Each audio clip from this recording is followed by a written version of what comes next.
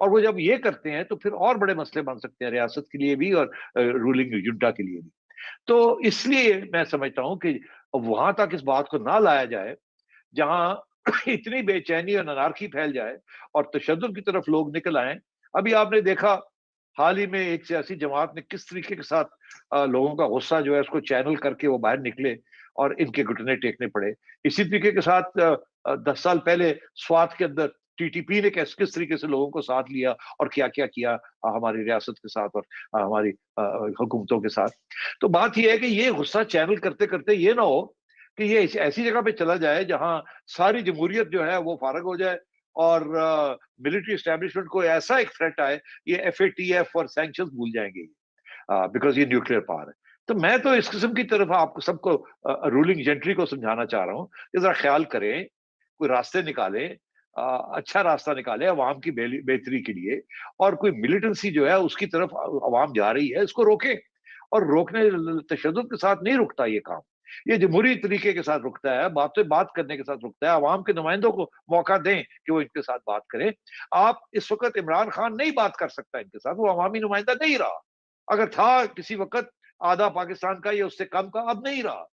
اب اس کی بات کوئی سننے کے لیے تیار نہیں ہے. بہت سے اس کے لوگ ٹی ٹی پی میں کچھ یہ لبائک میں چلے گئے ہیں and so on and so forth, اور کچھ لوگ گھر بیٹھ کے گالیاں دے رہے ہیں, اور کچھ لوگ نون لیگ میں چلے گئے. تو بات یہ ہے کہ میں تو اس قسم کے خطرے کی طرف توجہ دلانا چاہ رہا ہوں ریاست کو بھی, پی ٹی آئی کو بھی اور پی ڈی ایم کو بھی, کہ بھئی اگر آپ نے کچھ کرنا ہے تو یہ عوام بیٹھی ہے, آپ یا تیار نہیں ہے یا آپ کو کرنا نہیں آتا. تو کوئی سوچئے سمجھیے. انویلنگ اور انیبل میں نے دونوں لفظ استعمال کیے کہ بھئی آپ کیا کر رہے ہیں, آپ کو سمجھ نہیں آ رہی ہے کیا کرنا ہے, آپ آپس میں لڑائی جھگڑے کر رہے ہیں. ایک کوئی ادھر ایک اسٹیبلشمنٹ کے پاس بھاگ جاتا ہے, کوئی ادھر سے نکلتا ہے, وہ پیپلز پارٹی کی اور جاتی ہے, آپ ادھر جاتے ہیں. دونوں بھائی شہباز شریف اور نواز شریف ایک صفحے پہ نہیں آ رہے. مطلب یہ کر کیا رہے ہیں آپ؟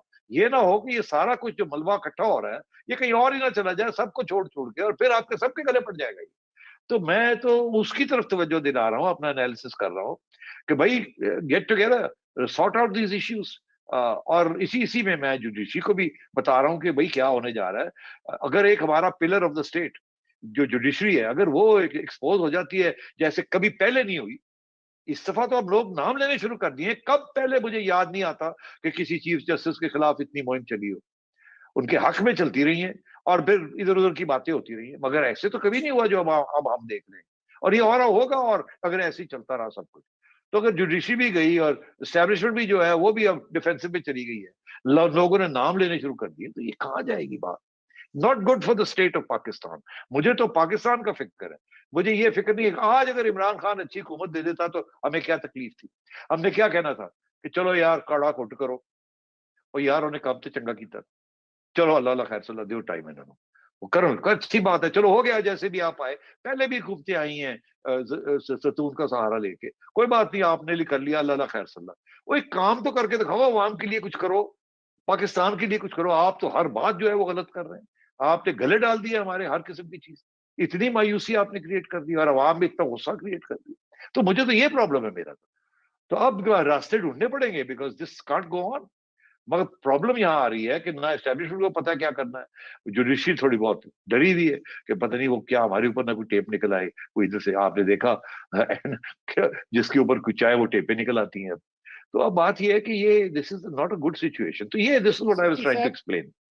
سچی صاحب, کل کسی صاحب نے اسلام آباد ہائی کورٹ میں ایک پٹیشن داخل کی کہ مریم نواز اور شاہد خاقان عباسی نے ثاقب نثار کے بارے میں جو کچھ کہا ہے اس سے عدلیہ کی توہین ہوئی ہے.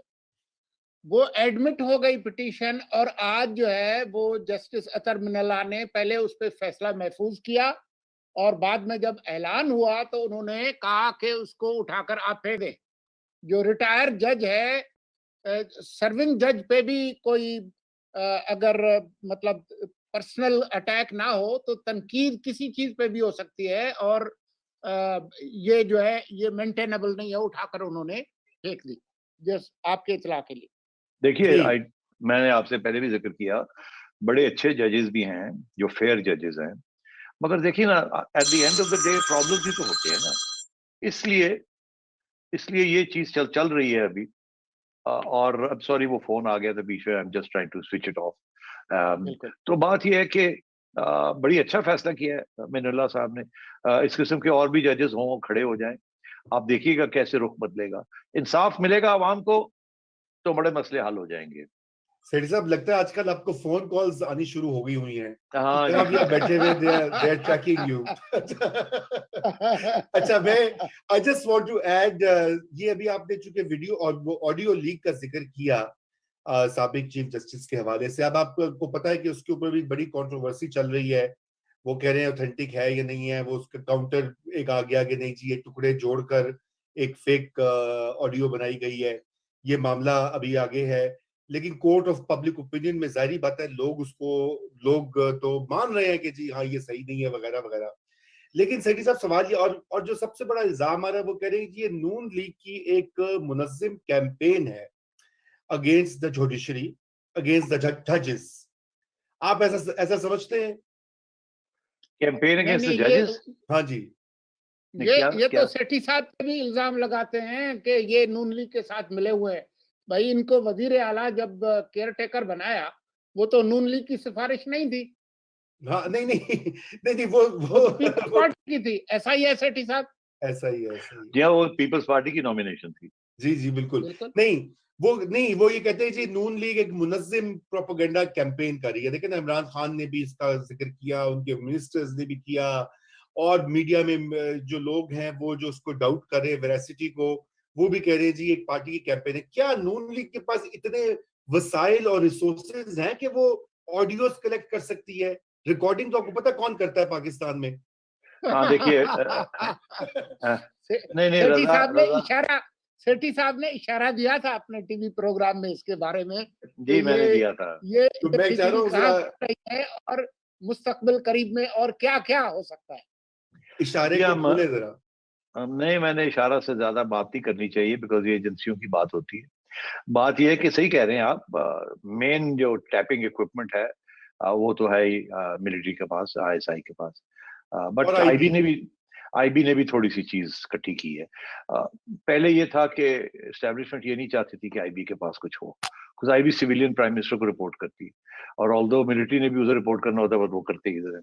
تو اب بات یہ ہے کہ آپ کو یاد ہوگا, جو لوگ بھول جاتے ہیں, جہاں سے میں نے اپنا کیو لیا تھا وہ یہ کہ جب نواز شریف صاحب نے کنفرنٹ کیا تھا ایک آرمی چیف کو, کیا نام تھا ان کا, جنرل راحیل شریف کو, 2014 میں میرا خیال ہے یا 15 میں, 14 میں. تو ہاں تو انہوں نے کہا تھا کہ یہ دیکھیے, یہ سنیے, یہ آپ کا ڈی جی ISI ظہیر الاسلام کیا کر رہے ہیں اور کیا کہہ رہے ہیں, جس کی بڑی شوق پہنچا راحیل شریف کو. نے کہا میں جا کے بھی پتا کرتا ہوں کہ اس نے کیا کیا, یہ کیا اینڈ سو آن. تو بات یہ ہے کہ وہ اب ظاہر ہے وہ نون لیگ نے تو نہیں ٹیپنگ کی تھی نا, وہ اس قسم کی اکوپمنٹ تو گورنمنٹ کے اداروں کے پاس ہی ہوتی ہے.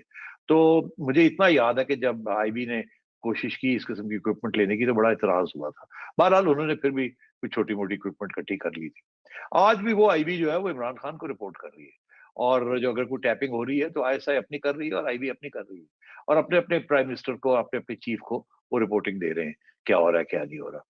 اس لیے ہو سکتا ہے کہ اس زمانے میں ٹیپنگ کی گئی ہو, اگر ISI کر رہی تھی تو آئی بی کر رہی ہوگی, اور وہ چیزیں پڑی ہوں گی, کچھ چیزیں شاید نون لیگ کے پاس آ بھی گئی ہوں. تو اس لیے جب یہ کہتے ہیں نا کہ ہمارے پاس اور بھی ہے, یہ بھی ہے, وہ بھی ہے, تو میں شک کرتا ہوں کہ پھر کچھ تو لیٹسٹ پوزیشنز ہوں گی, کچھ پرانی چیزیں بھی ہوں گی. کیونکہ مجھے یہ بھی یاد پڑتا ہے کہ جب محترمہ ایگزائل میں تھی اور نون لیگ کی حکومت پاور میں تھی, تو سیف الرحمان نے ملک قیوم صاحب جو جج تھے ان کو فون کر کے اور بہت سی باتیں کہی کہ بے نظیر کو کنوکٹ کرو, یہ کرو, یہ کرو, وہ کرو. اور وہ بات جو تھی وہ آئی بی نے یا FIA نے لیک کی تھی, اٹھائی تھی. تو اس کے بعد وہ جو صاحب تھے, جو ڈائریکٹر تھے یا ڈپٹی ڈائریکٹر تھے آئی بی کے, وہ جب حکومت گری تو وہ چھوڑ کے چلے گئے, اور بعد میں چھوڑ کے جانے کے بعد وہ ٹیپ ساتھ لے گئے اور لے کے یورپ چلے گئے, اسکینڈینیویا چلے گئے. وہاں سے انہوں نے رحمان ملک صاحب سے رابطہ کیا جو کہ لندن میں تھے اس وقت, اور رحمان ملک کو انہوں نے کہا کہ میرے پاس یہ ٹیپ ہے, یہ آپ کے کام کی ہے.